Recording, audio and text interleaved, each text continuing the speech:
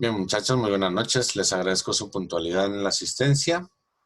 Eh, Vamos a comenzar con la clase de hoy. Espero que estén muy bien, que hayan pasado un buen fin de semana. Y vamos a empezar a trabajar con la temática que vamos a revisar el día de hoy. La temática del día de hoy se nos relaciona básicamente con conceptos ya alrededor de lo que es Internet. ¿Listo? Vamos a hablar un poco de historia de Internet. Vamos a hablar sobre otros aspectos también, que es importante tenerlos presentes y tenerlos en cuenta. Bien, recordemos pues básicamente el nacimiento de Internet. Si usted lo tienen presente, lo recuerdan. Eh, pues la señal de Internet, pues la conectividad, básicamente. Internet ha revolucionado bastante, ¿cierto? En aspectos de nuestra vida cotidiana, nuestra vida diaria. Hoy por hoy vemos que hay muchas cosas que básicamente hay demasiadas cosas que se centran en el uso de Internet. Inclusive ya tenemos el Internet de las cosas en lo que podemos hacer que nuestros electrodomésticos se puedan controlar o se puedan revisar haciendo uso de Internet. ¿Cierto? Entonces, miren que tenemos múltiples maneras, múltiples formas en las que podemos notar que estamos haciendo hoy por hoy uso de esta señal de Internet. Normalmente, pues por ejemplo, lo básico es enviar, por ejemplo, un correo electrónico entre ustedes como compañeros. Miren que hacemos uso de plataforma Moodle, hacemos uso de esta sala virtual, Zoom, por ejemplo, o hacemos uso de Smart TVs, muchas cosas, ¿cierto? Haciendo uso de Internet. Entonces, la idea, pues, es básicamente saber que ha evolucionado tanto que de hecho transacciones bancarias, reservas en hoteles, compras en línea, muchas cosas que hemos visto que se pueden hacer a través de Internet. Pero bien, en realidad, ¿qué es Internet? Antes de entrar a ver lo que es Internet, miremos una breve, pues, historia, ¿no? Una historia pequeña. En realidad, pues es un grupo de dispositivos de comunicación conectados a nivel de todo el mundo. Básicamente eso es Internet. Lo que nosotros pues denominamos red de redes. Básicamente un grupo de dispositivos de comunicación conectados entre sí es lo que significa Internet. Es una red de redes, pero con I pequeña, ¿cierto? Con I minúscula. Es donde dos o más redes se pueden comunicar entre sí. Tenemos redes que se pueden comunicar entre sí. Miren que aquí tenemos, pues, bueno, la red más notable de esta red de redes en la que se pueden interconectar dos o más redes entre sí es la que se conoce como Internet. Es en realidad una colaboración de muchas redes interconectadas, muchos elementos conectados entre sí. Hay personas pues como organizaciones, la universidad, otras universidades, instituciones educativas, oficinas, empresas. Entonces, todas estas redes se comunican entre sí, ¿cierto? Básicamente ya casi todos los países a nivel mundial usan Internet. Actualmente tiene millones de usuarios. Aunque en realidad, pues este sistema de comunicación, mira que tuvo su surgimiento básicamente en 1969, como lo podemos visualizar en la imagen. Básicamente, pues a mediados de los 60, las computadoras centrales de las organizaciones de investigación no estaban conectadas en red, estaban aisladas. Las computadoras de hecho, pues las computadoras que tenían distintos fabricantes no eran capaces de comunicarse entre sí. Básicamente, la Organización de Proyectos de Investigación Avanzada, o ARPA, de las siglas de ARPANET, ARPA, fue la que pues es una sede, pues sí, una sede del Departamento de Defensa estadounidense. Se interesó mucho en buscar una forma de hacer que estas computadoras se conecten para que sus investigadores pudieran compartir estos hallazgos. Esa era la idea. Básicamente surge después de haber terminado la Segunda Guerra Mundial, ¿cierto? Pues comienza a surgir como este concepto, comienza a trabajarse en esta idea, y ahí pues el Departamento de Defensa básicamente es donde comienza a hacer que se conecten en los computadores como en red. Esta red pues inicialmente cableada, ¿cierto? Entonces, en el 67 básicamente pues, se pone en la historia que es de 1967, porque en realidad desde este momento es donde ARPA presenta un proyecto para comenzar a trabajar en lo que se llamó ARPANET. Esto se hizo pues en una reunión de la asociación de la asociación de creación de computadoras. Entonces había una asociación de las diferentes marcas, de las diferentes empresas que generaban o creaban las computadoras en ese entonces. Como les decía, pues no se podían conectar entre marcas. Entonces surgió esta idea, surgió ese proyecto, fue presentado a esta asociación. Lo presentó como una red pequeña de computadoras que iban conectadas. La idea era que básicamente cada computadora que no fuese necesariamente el mismo fabricante se pueda conectar a otra computadora especializada. A través de esta computadora especializada se llamaba Interface Message Protector. O era pues un elemento llamado pues que para hacer los elementos que llevaban los mensajes, básicamente los que se conectaban a los enlaces de comunicación. El computador se conectaba a este IMP porque pues esa era la sigla de Interface Message Protector, el protector de la interfaz de los mensajes. Estos estaban conectados básicamente entre sí mediante enlaces y los enlaces eran muy largos. Entonces, cada elemento de estos IMP, lo voy a seguir llamando IMP, era capaz de comunicarse con otros IMP. Entonces, miren que la comunicación no se hacía directamente entre computadores, sino que se hacía como, pues, decir, como pues, un decodificador, como decir la señal de televisión, ¿cierto? Básicamente la señal de televisión puede tener ese concepto, en el que la televisión llega por el cable de coaxial, pero pues el cable coaxial ya uno no lo conecta directamente al televisor, porque no es capaz el televisor no puede decodificar esa señal, ¿cierto? Necesita básicamente que usted le pueda conectar un decodificador. Básicamente eso lo hacen pues para evitar ya el que las personas puedan sacar cable y ofrecérselo a alguien más, ¿cierto? Básicamente es esa la intención. Disculpen un momento, Wesley pregunta, dice que si la sala tiene un cupo máximo de personas, ¿por qué una compañera no puede entrar? No tiene cupo máximo de personas.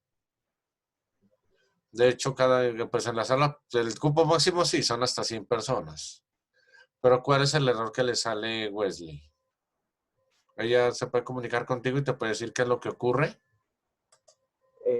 Perdón, profe, es que ella se acaba de comunicar conmigo y me dijo que pues, o sea, abría el link de Zoom y no podía acceder a la clase. Entonces, pues, yo pregunté por si era eso, pero pues no sé. Y simplemente ella me envió un screenshot que no, pues simplemente le sale un error en el navegador y ya, pero no sé. ¿Y qué error será que le sale? Eh, no, dice que ocurre un error al encontrar la página web. No sé. ¿Será conexión a internet de pronto que no tiene o...? No, ella me dice que tiene conexión a internet, entonces por eso es que pues por eso pregunté si de pronto había un cupo máximo de participantes. No. Cupo máximo de participantes, no señor, no. Ah, listo. Gracias. ¿Listo? Sí, por favor, si tienen dudas respecto a las calificaciones de pronto del quiz, las podemos revisar al final, ¿vale? Cuando terminemos la clase. Gracias, Juan Pablo, sí. Perfecto. Bien, entonces, continuemos. Entonces, como les decía, básicamente estos IMP, estos elementos se comunicaban entre sí, como lo hacen pues los decodificadores, ¿cierto? Enviar pues desde un decodificador, desde un elemento se envía una señal, llega por coaxial al televisor y el decodificador es el que la interpreta, ¿cierto? Para que pueda ser visible ya en el televisor. para que se pueda manipular. Entonces, básicamente, pues era como el principio de funcionamiento, aunque los aparatos eran distintos, ¿cierto? Pero es básicamente el principio de funcionamiento. Así era como se conectaban para poder hacer que una computadora se comunicara con otra. Entonces, a partir de diciembre de 1969, esto ya se nos convierte en realidad. Ya se pueden conectar, básicamente la primera computadora conectada fue la de la UCLA, Universidad de California. Entonces se conectó ahí. Básicamente, pues sí, la UCLA, la Universidad de California en Los Ángeles, fue la primera en conectarse. En el 69, pues en realidad, pues esta universidad tuvo 4 nodos que los podemos ver gráficamente y estos 4 nodos fueron los que se conectaron entre sí. Pues como decir, de 4 sedes de la Universidad de California. La Universidad de California, la que tenía su sede en Santa Bárbara, el Instituto también de Investigación de Stanford y la Universidad de Utah. Fueron las que se conectaron entre sí inicialmente. Después, bueno, pues estaban conectadas, después de haberse conectado estas recuerden que se conectaban a través de estos IMP para formar la red. Pero antes de pasar a lo demás, lo importante, lo interesante de esto es que se conectaban a través, la comunicación entre ellas se hacía a través de un software llamado Protocolo de Control de Red. En sus siglas, pues en inglés NCP, que se llamó Network Control Protocol. Después, básicamente, de ahí es donde comienza a conocerse el concepto de protocolo. Básicamente lo que hacía era pues cifrarse la señal para que pueda ser transportada a través de los cables y pueda ser interpretada después ya en los computadores destino. Básicamente era pues algo como lo que se hacían con los mensajes a través de telégrafos, ¿cierto? Que lo hacían de pronto, recuerden, en la Segunda Guerra Mundial. La informática surge desde Alan Turing con su máquina que interpreta los mensajes que se enviaban los nazis, que se enviaban cifrados, ¿cierto? Entonces, básicamente, casi que desde ahí esa idea comienza a trabajarse y comienza a crearse este tipo de software y comienza a hacerse este software de protocolo de control de red para poder transportar comunicación e información entre las computadoras. Entonces, básicamente, la ARPANET inicial consistía en 4 procesadores de la interfaz de mensajes, o IMPs. Consistía de 4 IMPs instalados en donde les dije, en UCLA, en el Instituto pues, de Stanford, en la Universidad de California y en la Universidad de Utah. Y resulta pues que fue evolucionando, fue creciendo, como se puede observar en el gráfico, pues que inicialmente comenzaron estos 4 nodos, de ahí se fue expandiendo a nivel de Estados Unidos, a nivel que pues en el 77 pronto tenemos este crecimiento hasta inclusive un dato curioso es que básicamente la ARPANET fue la columna vertebral de la señal de internet hasta el año más o menos 1990. Miren que fue bastante tiempo, ¿cierto? De 69, básicamente hasta 1990, como 21 años más o menos en que ARPANET fue la columna, fue la base principal de la señal de internet. Importante tener presente aquí que más o menos en el 72, 2 señores, Vint Cerf y Bob Kahn, los dos trabajaban en el núcleo de ARPANET, los dos trabajaban ahí en ARPANET, y ellos en realidad pues colaboraron en lo que denominaron un proyecto de interconexión de redes. Lo llamaron inicialmente Interneting Project. Ellos dos en realidad pues comenzaron después, hicieron investigaciones, sacaron artículos y pues básicamente empezaron a sacar un artículo en el 73 que es el que más se marca a nivel de la historia, en el que ambos revisaban los protocolos para lograr hacer entrega de paquetes de extremo a extremo en una red.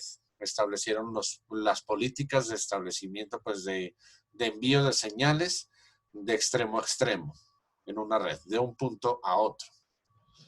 Básicamente, este artículo es lo que dio, o esta investigación, o esto que ellos propusieron, es lo que le dio origen a lo que se llama TCP. transmisión de el Transmission Control Protocol, después en inglés, que es el protocolo de control de transmisión, ¿cierto?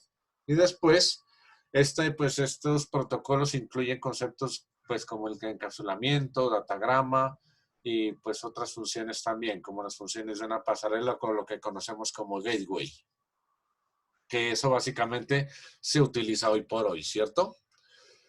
De hecho, después las autoridades en Estados Unidos tomaron la determinación de partir este protocolo TCP en dos. El uno fue el que se llamó protocolo de control de transmisión, o el TCP, y el otro se lo llamó protocolo de Internet. Entonces hay dos protocolos en este sentido. Uno que es el que controla la transmisión de Internet, y el otro es el que trabaja en realidad el protocolo del trabajo en Internet, que es el Internet Working Protocol, o lo que se llama IP. Entonces, el protocolo IP sería en este momento el responsable de manejar el enrutamiento de datagramas, mientras que el TCP sería el responsable de funciones de más alto nivel, como hacer la segmentación, reagrupamiento, detección de errores. Entonces, este protocolo ya en su conjunto, todo, pasó a conocerse como protocolo TCP/IP, que es lo que conocemos hoy por hoy como el protocolo con el que se define una red, ¿cierto? Entonces, miren que eso pues tiene unas políticas, básicamente las políticas de trabajo en Internet, ahí es donde se empieza a dividir las direcciones por zonas a nivel mundial, que una zona tiene una cantidad de direcciones, que las cantidades de direcciones dependen de los equipos y de ahí se comienzan a segmentar las redes. Entonces ahí está el protocolo de transmisión, el protocolo de control de transferencias, el que se encarga, como les decía, o el TCP de hacer segmentación, reagrupamiento y hacer detección de errores, ¿cierto?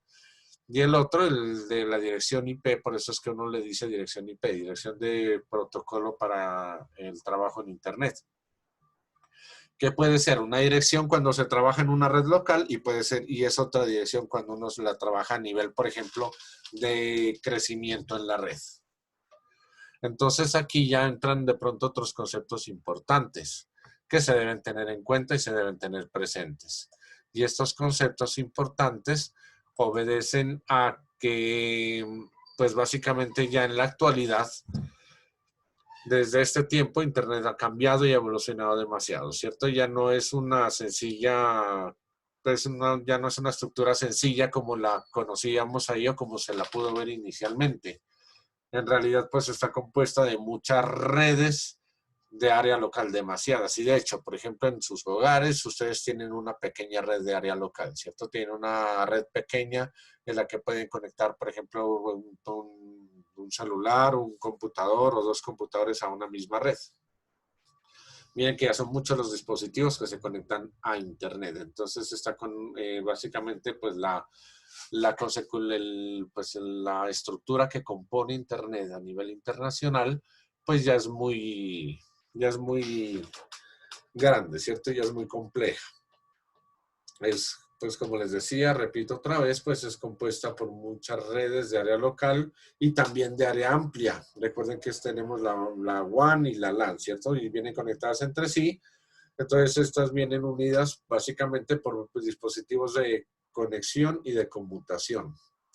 Básicamente, pues hacer gráficamente una visualización de Internet, pues es algo difícil, ¿cierto? De pronto uno puede acercarse con el simulador, puede hacer algún tipo de acercamiento, pero en realidad, pues no es fácil hacer una visualización de este tipo de elementos, ¿cierto? Casi, mire que diariamente se añaden redes nuevas y básicamente se van agregando direcciones nuevas, así que las direcciones van creciendo de forma exponencial. Así como también de pronto se desconectan redes o salen compañías que van desapareciendo. Básicamente hoy por hoy, miren que pues con esta situación, igual básicamente muchas empresas han ido también saliendo de mercado, ¿cierto? Tristemente, pero pues nos está pasando eso. Y esas cosas pues también ocurren. Hoy por hoy, básicamente, si hablamos pues de los usuarios, los finales, por ejemplo nosotros que estemos conectados a Internet, la gran mayoría de nosotros usamos servicios desde un proveedor de Internet, ¿cierto? Los que conocemos, pues, por ejemplo, como lo que es Tigo, Claro, eh, Movistar o algún otro, ¿cierto? Tenemos pues ya nosotros recibimos los servicios de Internet desde un proveedor de servicios. Este proveedor de servicios normalmente se llama ISP. Sus siglas son ISP, que significa Internet Service Provider. Normalmente existen pues proveedores también internacionales, nacionales, regionales y también locales. Básicamente Internet se gestiona actualmente por compañías privadas, no son compañías gubernamentales. Internet básicamente en este momento es dominada por ese tipo de proveedores. Y pues si hablamos de los proveedores, básicamente pues como les decía, hablemos por ejemplo de los proveedores, normalmente los que son nacionales. Estos proveedores nacionales son los que utilizan las redes que han sido las redes que son las troncales, que son creadas y mantenidas por compañías especializadas, como les había nombrado con nombres de las compañías, ¿cierto? Hay muchas de ellas que operan pues básicamente en Norteamérica, y también hay muchas que operan en otras partes. Por ejemplo, hay otras que se tienen su sede en México. Creo que es Movistar la que tiene su sede en México. O Tigo también, o es, bueno, en fin, hay unas que tienen pues, sedes en otras partes, ¿cierto? Y ya se han hecho pues a nivel internacional. Pero pues a nivel nacional, por ejemplo, recuerden el caso nuestro, Antioquia, Medellín, un operador que comenzó siendo operador de telefonía celular, que era Hola. ¿Se acuerdan? Después Hola fue absorbida por la compañía Tigo, que ya ingresó también con el servicio de Internet, ¿cierto? Básicamente Hola prestaba el servicio de teléfono, después Tigo entró también con su servicio telefónico, y Tigo terminó absorbiendo también a la empresa UNE, que UNE es la que hacía la prestación de servicio de Internet y de telefonía fija y de televisión por cable. Entonces, miren, por ejemplo, esas empresas cada vez comienzan siendo empresas locales, terminan siendo absorbidas pues, por otros compendios o empresas internacionales. Entonces, estas básicamente, cuando se van a conectar pues, a estas empresas, usuarios finales, básicamente estas troncales se conectan entre sí por estaciones de conmutación muy complejas, que normalmente los ponen pues a cargos de terceros. Básicamente, estos elementos se llaman puntos de acceso a la red, o lo que se conoce como NAP, que es de Network Access Point, pero bueno, pues eso no es como tan relevante. Lo importante conocer es que también pues algunos de estos ISPs se conectan entre sí por estaciones de conmutación privadas, que se denominan puntos de intercambio o peering points. Normalmente suelen operar a velocidades demasiado altas. Esto es importante, ¿por qué? Porque, por ejemplo, si usted está conectado a una red de datos y usted está viajando, usted de pronto tiene un operador, supongamos tiene un celular con operador Tigo y tiene plan de datos Tigo. Y usted está viajando y resulta que en la vía no le coge Tigo, sino que le funciona Claro.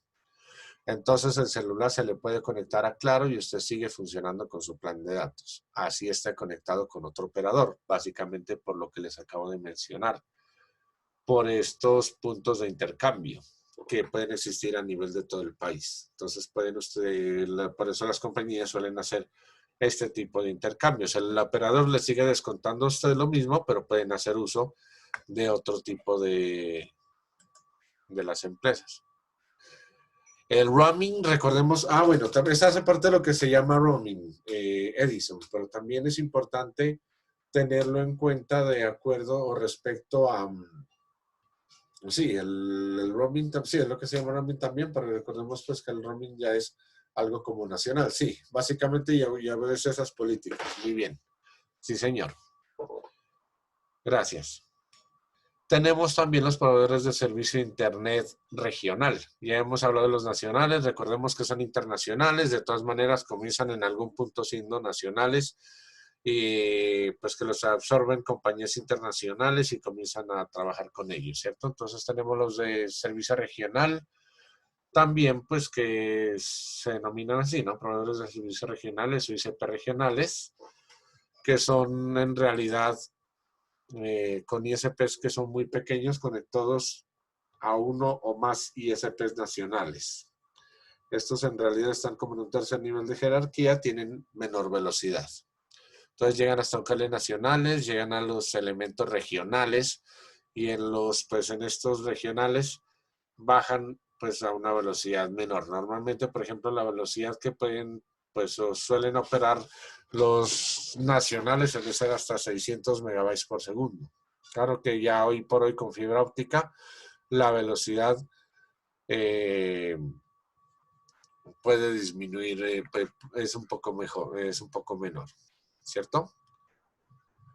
Santiago dice Ruralink, pues buen aporte, aunque ese no lo conozco. Siéndole sincero, no conozco el Ruralink, pero gracias por el aporte. Tenemos también, ok, pues eso, entonces miren, ese es un buen ejemplo, gracias Santiago, sí. Eso, por ejemplo, que puedan prestar servicios en la parte orientada, por ejemplo, no lo conocía, siéndole honesto, yo no lo conocía, no lo tenía presente, gracias por su aporte. Ese es un claro ejemplo de un proveedor de servicio de Internet regional, claro, así es. Y tenemos también proveedores de servicio de Internet locales. Básicamente, pues ya son los menores, ¿cierto? Y los proveedores de servicio de Internet local básicamente proporcionan un acceso directo a los usuarios. Estos servicios se pueden conectar también a ISP regionales o nacionales. La mayoría de los usuarios que se conectan se encuentran conectados a los ISP regionales. Ya pues dentro de las mismas empresas, por ejemplo, ya tienen, supongamos en la empresa Claro, tienen también en su interior, tienen segmentado este tipo de servicios y pues también dedicados de forma regional. ¿Cierto? Entonces, en este sentido, podemos observar que un ISP local en realidad puede ser una compañía que proporcione solo servicios de Internet. Puede ser una corporación básicamente con una red que le proporcione servicios a sus propios empleados. O, por ejemplo, a una organización sin ánimo de lucro. Por ejemplo, si hablamos de la universidad, usted se puede conectar en la universidad.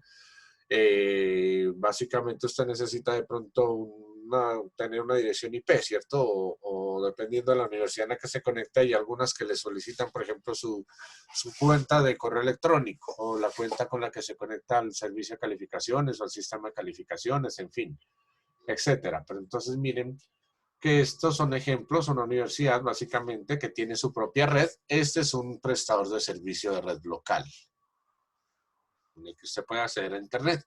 De pronto, pues con su propio computador, como invitado, en estas partes en las que usted puede acceder así como a un servicio de Internet, este es un prestador de servicio local.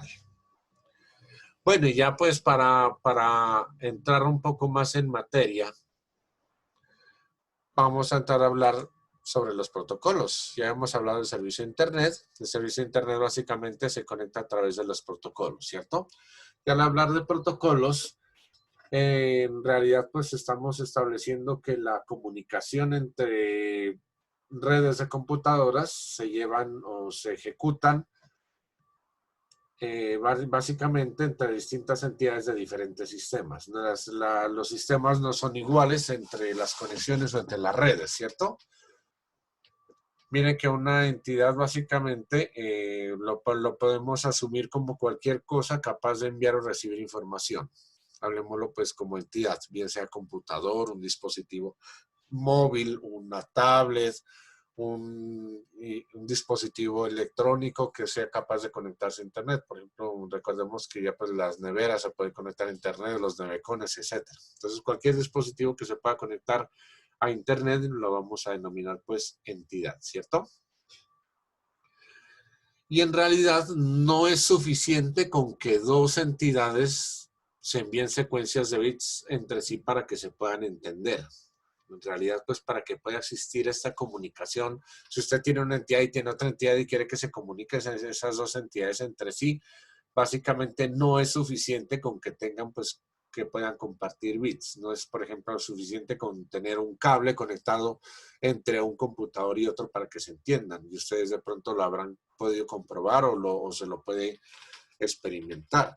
Usted puede conectar un computador con cable cruzado a otro, y no con que solo conecte el cable no quiere decir que se le van a comunicar ya los dos entre sí. Por esto es que existen realmente, para que pueda haber comunicación entre estos dos dispositivos, básicamente esas entidades deben estar sincronizadas o sintonizadas de acuerdo a un protocolo. En este sentido, entonces, el protocolo es el conjunto de reglas que tienen en cuenta o que gobierna la comunicación de datos. Eso es un protocolo básicamente. El conjunto de reglas que puede gobernar la comunicación de los datos. Un protocolo le va a definir a usted qué se comunica, cómo se comunica, cuándo se comunica. Y básicamente los elementos pues, que hay que tener presentes, o los elementos claves del protocolo, son su sintaxis, su semántica y su temporización. Vamos a hablar de cada uno de ellos. Estos elementos clave, entonces, son la sintaxis primero. En realidad la sintaxis se refiere a la estructura del formato de los datos. Es decir, usted va a tener en cuenta el orden en el cual se presentan. Tenemos un ejemplo. Por ejemplo, un protocolo sencillo puede ser esperar que los primeros 8 bits de datos fueran la dirección del emisor, los segundos 8 bits la dirección del receptor, y el resto del flujo fuera el mensaje en sí mismo. ¿Cierto? Recordemos que uno lo que obtiene son mucha cantidad de bits. Entonces la sintaxis es eso. Básicamente cuando usted hace pues, el cuerpo, ¿cierto? Usted puede decir que tiene la dirección. Vamos a hacerlo rápidamente, pues acá con una anotación.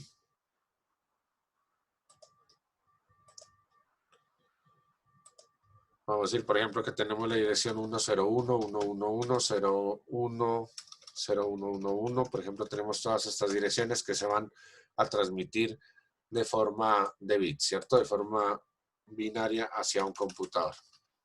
Entonces, básicamente, la sintaxis le define qué. Le define que, por ejemplo, usted puede tomar una cierta cantidad de bits. En el ejemplo que les decía, 2468, por ejemplo, podemos decir que estos 8 bits de aquí serían la dirección del emisor, ¿cierto? Estos 8 bits, por ejemplo, entonces serían la dirección, supongamos, del emisor. Entonces pongámosle, por ejemplo, un texto por acá.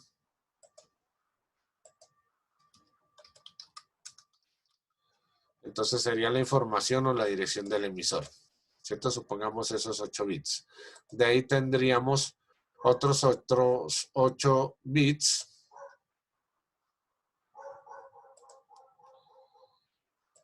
pues como ejemplo, ¿no? Recordemos que no necesariamente tiene que ser así. Es básicamente un ejemplo lo que estamos revisando. Entonces tendríamos, por ejemplo, estos otros 8 bits, 2, 4, 6, 8, que pueden ser la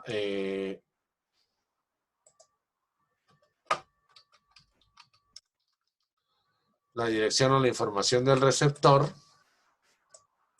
y tendríamos los demás, que sería, por ejemplo, el cuerpo del mensaje, ¿cierto? Entonces, de eso es que se trata la sintaxis del protocolo. Usted con el protocolo va a definir cómo es que se va a realizar ese proceso de la transmisión de información. Por eso es importante tenerlo en cuenta, ¿cierto? Entonces, usted define la forma como se presentan, básicamente. O usted puede decir, lo primero es el mensaje y que cuente hasta que falten los últimos 16 bits, y de los 16 bits, los 8 penúltimos son los del receptor y los 8 últimos los del emisor, por ejemplo. Si usted quiere, pues, establecer, o si le es más factible poder hacer que la transmisión de información se le dé de otra manera diferente. Entonces usted puede hacer eso, ¿cierto? Que se le envíen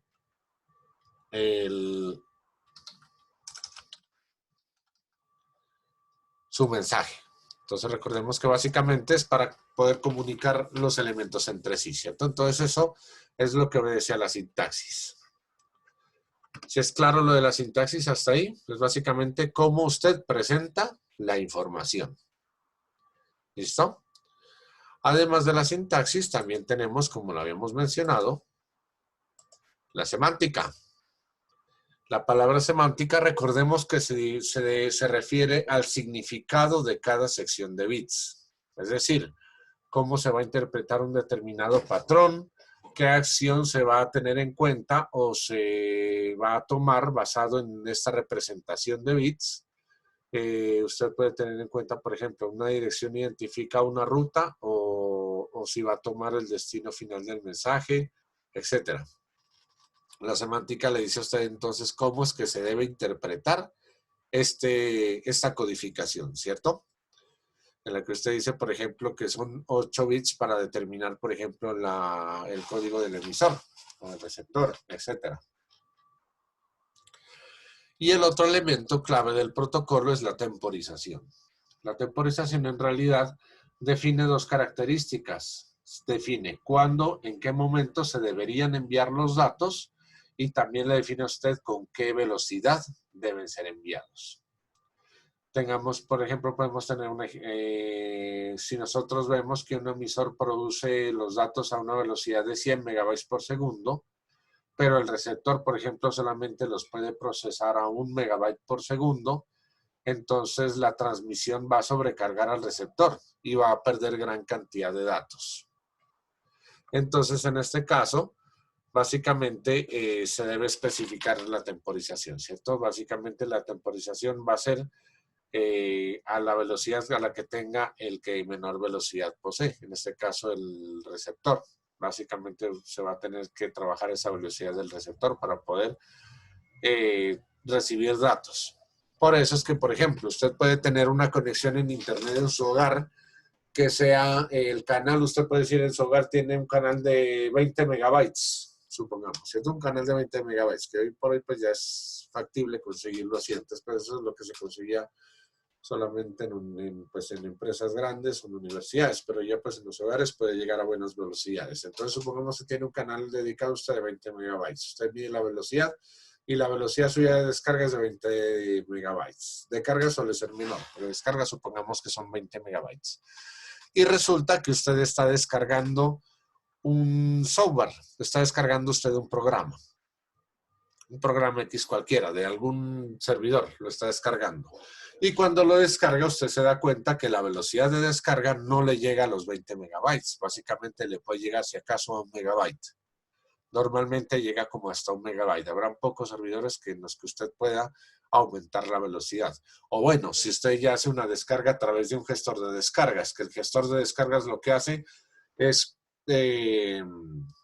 segmentarle su descarga, ¿cierto? Le segmenta su descarga y le hace descargas, pues, entre comillas, simultáneas de la información en varios paquetes, por lo que la velocidad pues se va a ir duplicando y hasta triplicando y de pronto puede aumentarse la velocidad. Pero básicamente pues ese es el ejemplo. Usted está recibiendo el servidor, a usted, aunque tenga una señal de 20 megabytes en su computador, usted desde el dispositivo que le está enviando la información a usted, la velocidad de pronto pues puede estar segmentada y puede ser que por canal dedicado le den solamente un máximo de velocidad de pronto para no saturar el mismo servidor. Entonces puede ser que el servidor solamente le está enviando a usted a una velocidad de 1 megabyte por segundo, entonces usted va a recibir esta información a 1 megabyte por segundo, no la va a recibir a mayor velocidad por esta razón, por la temporización. ¿Listo? Esos son los elementos claves que se deben tener en cuenta a la hora de trabajar con los protocolos de Internet. Y estos protocolos de Internet, lógicamente, tienen unos estándares. Entonces, revisemos estos estándares. Básicamente, pues son los estándares en realidad pues son elementos esenciales para poder crear y mantener un mercado abierto y competitivo entre los fabricantes de los equipos y para garantizar la operatividad entre ellos. La operatividad entre las marcas de equipos y la operatividad también de los datos, la tecnología y también pues estos procesos de telecomunicación. Básicamente, esos estándares son los que les proporcionan guías a los fabricantes y la idea es que, por ejemplo, pueda haber competencia entre fabricantes. Por eso, por ejemplo, se pueden construir procesadores Intel, procesadores AMD, Y usted en Intel puede encontrar una gama de procesadores de gama baja, otro de gama media, otro de gama alta. Puede encontrar un procesador con 3 núcleos, pues el i3 o el i5, el i7. Recordemos que igual el i5 no es que tenga 5 núcleos físicos. Normalmente suelen ser 4 físicos y uno virtual. El i3 básicamente tiene 2 físicos, uno virtual, etcétera. Pero bueno, pues eso es otra cosa. Entonces miren que trabajan con tecnologías diferentes y con velocidades diferentes. Pero cuando usted los ensambla en un computador, se garantiza que puedan tener comunicación debido a precisamente los estándares. Estos estándares son los que, pues, como les decía, les proporcionan guías a los fabricantes o vendedores o las agencias de gobierno y otros proveedores también de servicios para poder asegurar el tipo de conectividad necesario entre los mercados actuales y para garantizar las comunicaciones internacionales. Básicamente, pues los estándares son los que permiten que se pueda conectar, por ejemplo, un computador que tiene un sistema operativo Linux en red con uno que tiene Windows, por ejemplo. Es básicamente a través de esto, los estándares. ¿Cierto? Entonces, esos estándares de transmisión de datos, básicamente, los clasificamos en 2 categorías. La primera categoría es la de facto. De facto quiere decir de hecho o por convención. Y la otra es la categoría de jure. De jure quiere decir que es por ley o por regulación. Es básicamente como de jurado, ¿no? Por regulación. Entonces, el estándar de facto, ¿qué quiere decir? Estos estándares de facto, este tipo de estándar de facto, en realidad no han sido aprobados por una organización específica, pero básicamente se han establecido como estándares por la gran distribución o por su gran difusión. Básicamente, normalmente estos estándares de facto son los que se establecen originalmente por fabricantes que quieren definir la funcionalidad de un producto o de una nueva tecnología. Por ejemplo, esos conectores que vienen para los celulares. Ustedes se dan cuenta, por ejemplo, que el conector en un celular básicamente antes era un problema eso, ¿cierto? Porque tenían, por ejemplo, supongamos de los que están en los celulares, los iPhone, los de Apple. Miren que, por ejemplo, el iPhone hay unas versiones que tienen un conector grueso, luego lo han cambiado por uno delgado, luego lo han cambiado por uno más delgado. Ese es un estándar que quiere imponer esta empresa. ¿Señor? Los que son importados, disculpe que le interrumpa. Por decir, los que vienen de China, que tienen el conector ese circular. Eso también, por ejemplo, esos tipos de conectores que no son conocidos aquí, ¿cierto? Que básicamente lo obligan al usuario que si va a obtener un producto de ellos, lo amarran con este tipo de estándares, ¿cierto? Lo amarran con ese tipo de elementos. Esos elementos que tienen conectores raros. Miren que básicamente hay el estándar de facto, entonces la fábrica realiza su propio estándar. Pero en el caso del estándar de Jure es el que ya viene el oficial que normalmente se puede, por eso uno dice estandarizar para varias marcas. Por ejemplo, los celulares que no son iPhone, o son, por ejemplo, los Huawei, los Motorola, otros celulares básicamente se conectan con el mismo tipo de conector, ¿cierto? Tienen el mismo tipo de conector. Y hay varios dispositivos, tablets, de hecho hasta cámaras digitales que se pueden conectar con este tipo, haciendo uso de este tipo de conector. Eso es un estándar de Jure, básicamente. Los que se legislan por un organismo oficial reconocido por un organismo oficial. Y lo que decía usted, por ejemplo, los que son importados, son los que hacen o buscan que quiera definirse la funcionalidad de un producto o una tecnología nueva. O, por ejemplo, para ponerlo de otra manera, los dispositivos de almacenamiento. Inicialmente se utilizaban los disquetes, ¿cierto? Entonces el disquete tenía un diseño, después se lo cambió por CD, después esto se lo cambió por el DVD, después esto se cambió por el Blu-ray, que inclusive pues son unidades similares, pero el dispositivo de almacenamiento, aunque es en forma parecido, tiene una tecnología diferente, ¿cierto? Entonces esto obedece a un estándar de facto. a los estándares que van cambiando porque se quiere definir una funcionalidad de un producto o se quiere definir una nueva tecnología. Después el dispositivo USB, por ejemplo, estos puertos USB o el puerto del computador que antes se utilizaba para conectarlo, por ejemplo, a un videobin, que se utilizaba el VGA y el VGA fue reemplazado por el HDMI. Inclusive ya pues en los mismos, ya se utiliza el estándar del HDMI en los televisores, en los mismos decodificadores, etc. Entonces, este tipo de elementos, hasta inclusive un videojuego, no sé, en PlayStation, un Xbox, se pueden conectar ya básicamente con el puerto HDMI, ¿cierto? Ya estos se van conectando con ese estándar. Entonces, estos estándares, recordemos, hay pues los que introducen una tecnología nueva o los de HURE que son ya legislados por el organismo oficial. Son los que pueden introducir este tipo de estándares.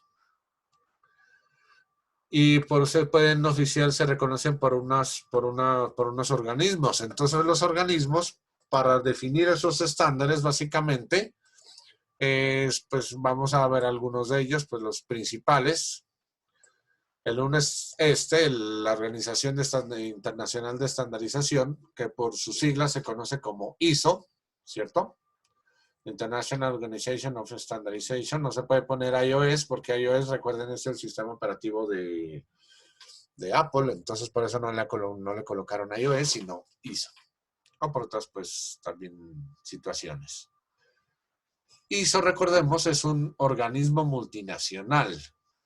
Los miembros de este organismo en realidad provienen de comités de creación de estándares de varios gobiernos a nivel mundial. Pues, el ISO en realidad, pues,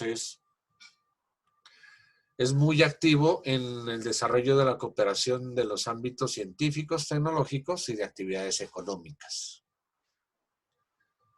Pues el ISO en realidad, recuerden que hay normas ISO, hay muchas normas que definen, por ejemplo, estándares para poder realizar algunos procesos.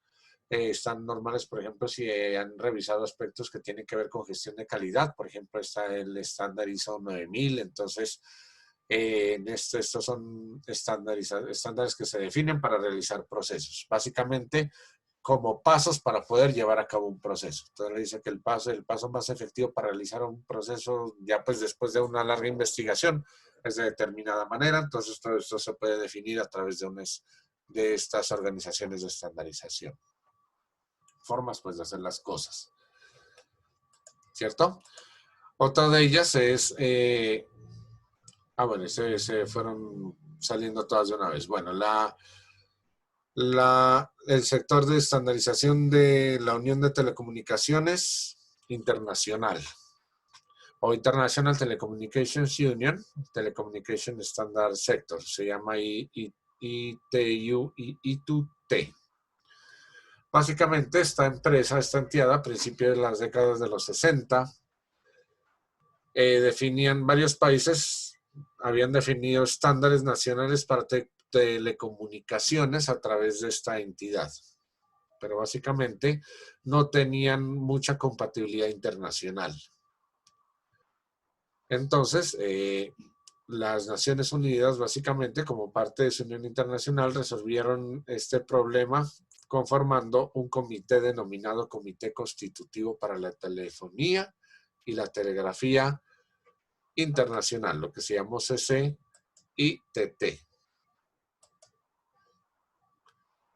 Este comité en realidad pues se dedicaba al desarrollo y al establecimiento de estándares para telecomunicaciones en general y para la telefonía y los sistemas de datos en particular. Bueno, después esto fue evolucionando y quedó, pues en realidad ya el nombre final de la unión quedó como está ahí, ¿cierto? El nombre cambió básicamente al final como Unión Internacional de Telecomunicaciones, el sector de estándares de comunicaciones, así como se encuentra ahí. ITU-T. Otra es la ANSI, que también de pronto la han escuchado nombrar, ¿cierto? La American National Standards Institute. Instituto de Estándares Americanos Nacionales, como pues su nombre lo dice, a pesar de su nombre, porque es un instituto nacional americano para la estandarización, pues en Estados Unidos. Básicamente esta es una corporación privada en su totalidad, sin ánimo de lucro, y no tiene ninguna relación en realidad con el gobierno de Estados Unidos. Aunque las actividades de ANSI se orientan hacia el desarrollo de Estados Unidos y sus ciudadanos en realidad pues son quienes tienen la importancia primordial.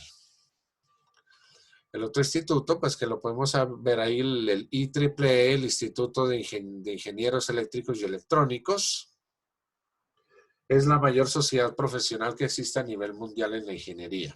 Es de ámbito pues internacional. Sus objetivos son el desarrollo de teoría y creatividad y calidad de productos en el campo de la ingeniería eléctrica, la electrónica y la radio, así como en otras ramas también relacionadas con la ingeniería. Uno de los objetivos principales de la IEEE en realidad es prever el desarrollo y adopción de estándares internacionales también para computación y comunicación. Y la última, la EIA, la Asociación de Industrias Electrónicas. Básicamente esta es una línea que surge pues como línea de la ANSI. Es una organización también sin ánimo de lucro que está dedicada a promocionar aspectos en la fabricación electrónica. Los objetivos de esta entidad incluyen en realidad despertar el interés de la educación pública y también hacer esfuerzos para el desarrollo de los mismos estándares. En el campo de la tecnología pues, de la información, la EIA ha hecho grandes contribuciones significativas mediante la definición de interfaces de conexión física y de especificaciones de señalización eléctrica para la comunicación de datos. Entonces miren que estas son entidades que básicamente se han interesado por definir estándares en la realización de actividades relacionadas con elementos tecnológicos. Sin embargo, todas estas agencias, todas estas organizaciones están reguladas mediante unas agencias. Toda esta tecnología, toda la tecnología en realidad de comunicaciones se encuentra sujeta, pues está sujeta a regulación por agencias de gobierno, como la Comisión Federal de Comunicaciones, o lo que se conoce como FCC, en Estados Unidos. En realidad, pues el objetivo de estas agencias es proteger el interés público mediante la regulación de la radio, la televisión y las comunicaciones por cable. Recordemos que aquí, pues en Colombia hay una entidad que hace eso, ¿cierto? La Comisión Nacional de Comunicaciones. Eso uno la ve cada rato cuando salen en propaganda, ¿cierto? Que la nombran. Es la entidad a nivel colombiana que se encarga de regular los estándares, ¿cierto? Entonces esta es la que tiene, pues estas entidades son las que se encargan entonces, como les había dicho, de poder realizar el comercio interestatal básicamente e internacional en lo que se relaciona a comunicaciones.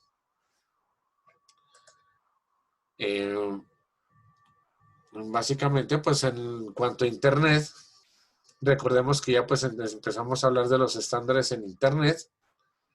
Básicamente el estándar en Internet es una especificación a la que se adhieren básicamente aquellos que trabajan en Internet. Esta es una regulación que se formaliza y que debe ser seguida. Básicamente hay un procedimiento estricto por el que una especificación obtiene el estatus de estándar de Internet. Una especificación en realidad comienza como un borrador de Internet, pero eso ya pues lo vamos a profundizar un poco más adelante. ¿Listo? Entonces esto tiene pues igual un tiempo de vida, el borrador tiene un tiempo de vida, después pasa a ser una aprobación, después bajo recomendaciones de estas autoridades de Internet, este borrador se puede publicar como lo que se denomina como Request for Comment o RFC, o pues un requerimiento para ser evaluado. Cada uno de estos requerimientos se edita, se enumera, se pone a exposición de todas las partes interesadas. Básicamente eso funciona casi como funcionan pues patentes o cuando uno va a fomentar o formalizar una empresa. Es pues un proceso algo parecido. Pasan por niveles de madurez y se categorizan teniendo en cuenta su nivel de requisitos. Entonces, a nivel de, miren que pues de historia de Internet y lo que debemos conocer de Internet, básicamente, hasta aquí es donde debemos trabajar estos conceptos. Ya de lo que sigue de aquí en adelante es empezar a conformar el protocolo, comenzar a trabajar ya pues en lo que son los protocolos, comenzar a trabajar cosas un poco más internas. ¿Alguna duda, algún comentario hasta aquí? Profe, yo estuve mirando y qué diferencia hay entre el protocolo TCP/IP entre el protocolo OSI. El protocolo sí, en realidad, pues el protocolo OSI fue un protocolo que se llegó a utilizar para poder hacer direccionamiento también de redes. Pero el que se internacionalizó más por la capacidad, básicamente el modelo OSI, básicamente no son protocolos, pues o sea, se conocen como protocolos o como modelos. Igual eso sí lo vamos a interiorizar un poco más a partir de la siguiente sesión. Pero básicamente son los modelos por las capas hasta las que llegan. Básicamente el modelo OSI llega hasta una profundidad de unas 5 capas, el modelo TCP/IP llega a una profundidad de 7 capas. Por eso se ha difundido mucho más el modelo TCP/IP. Son modelos. Listo. ¿Listo? Gracias. A usted gracias, Alexis, por la pregunta. ¿Alguna otra duda, alguna otra pregunta? Bien, muchachos, recordemos entonces, el viernes tenemos un ejercicio práctico. Espero que pues hayan tenido instalado ustedes la aplicación. La idea es que vayamos a hacer aplicaciones haciendo uso pues también de la herramienta. La sesión del miércoles la vamos a trabajar ya operando un poco de estos conceptos del protocolo de transferencia de Internet, del TCP/IP, y también pues haciendo una diferencia como con el modelo OSI. ¿Listos? Pues van a tener ustedes alguna actividad que se va a realizar en la siguiente sesión de clase. ¿Listo? Pues si no hay más dudas, más preguntas, pues esto es todo por la clase de hoy. Les agradezco pues la asistencia. Ya me duele la garganta, de hecho. Espero que se encuentren muy bien. Que tengan muy buena noche. Gracias, hasta luego. Con mucho gusto. Hasta luego ustedes también. Profe, yo tengo una pregunta con Hasta luego, respecto muchas gracias. a un punto del